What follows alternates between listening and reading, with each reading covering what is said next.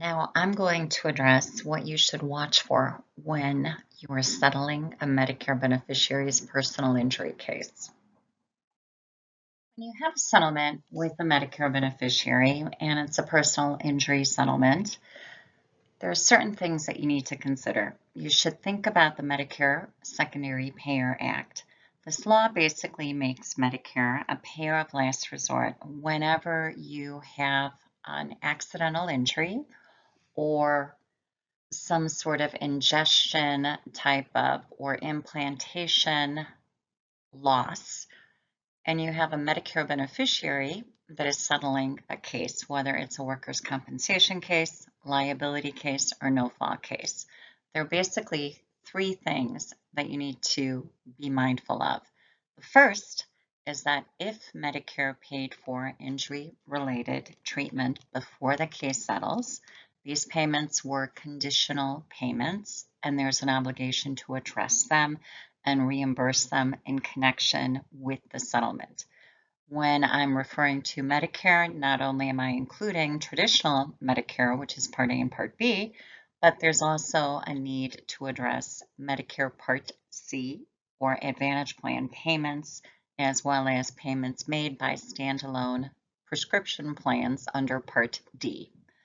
The second component that you should be thinking about involves the mandatory insurer reporting obligation under Section 111.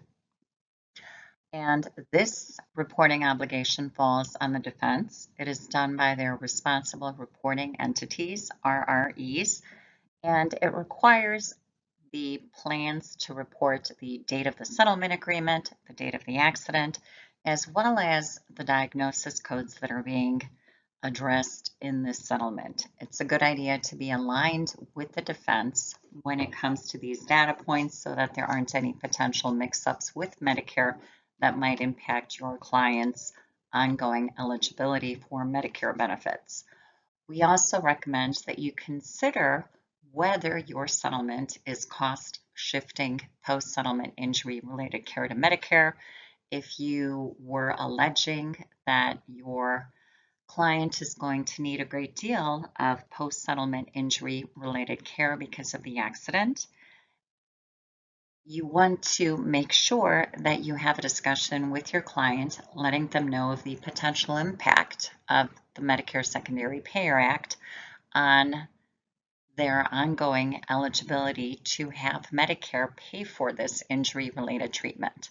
We recommend that this discussion be done with an expert, whether the expert is within your firm or if you reach out to an outside group such as Synergy. It is also very important that you document your file to show the steps that were taken to consider Medicare's interest when it comes to this particular settlement.